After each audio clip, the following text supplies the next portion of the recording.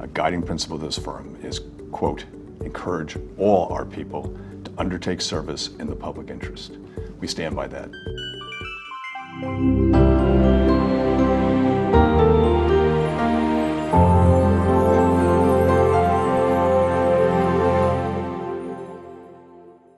We're in 26 cities around the world.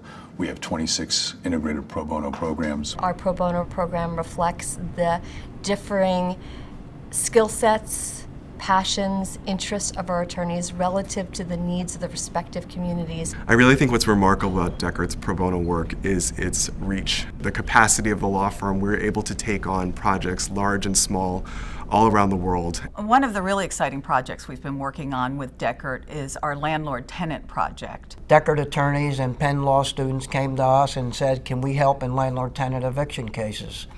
And we said, of course, there was a pressing need. 90% of tenants were unrepresented. Dechert stepped up and set up a program where their attorneys learn the law, work with us, and represent people who we refer to them. On a practical level, for the client, the landlord-tenant project is what stands between these clients either becoming homeless and being evicted or having a very bad credit score because of an adverse monetary judgment. For Dechert, it really means more experience, and more importantly, it means making an impact in the community. Dechert's great to work with because they're willing to take on the more complex type of transactions. Unlike some of the other work we do, which is manageable and discrete, they don't look at that. They look at it in terms of the importance of the project. So they've undertaken many mergers and acquisitions with us. We desperately needed legal help to try to pull off a merger with the community farm of Simsbury. We immediately called the Pro Bono Partnership, who matched us up with Dechert. We are now providing organic produce to our 15,000 food pantry clients. Without Dechert, I don't think we could have pulled off this merger at all. I wish I had 100 more firms just like them, because Dechert is the real thing. Dechert has developed a series of pro bono practice groups. For example, we have developed pro bono practices in the immigration area and in the prisoner civil rights area. In my particular area, prisoner civil rights, the commitment is truly extraordinary. Every client that we've had has turned to the young lawyers who've represented him and said, thank you.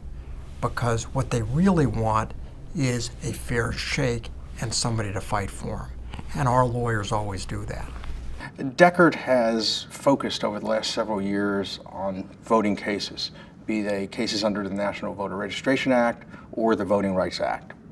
That essentially has Dechert as kind of a go-to place in the voting rights world. It's not just the support that they give you, it's also the fact that they let you do what you want to do. I went to Susie and I told her, I want to do pro bono work primarily with Iraqi refugees. That's where my passion was, and she has absolutely let me run with that passion. When I was a first-year associate, I represented a woman who was 75 years old, living alone in Baghdad, and she had nobody. And through our services, we were able to bring her to the United States and reunite her with her children. When I called her and told her that her asylum application was granted, she started crying on the phone, and she told me that that night was going to be the first night she slept through the entire night since the beginning of the Iraq War. Nothing in my career will ever be as rewarding as hearing those words. What is important, I think, is that our program is more than just a tagline or a policy.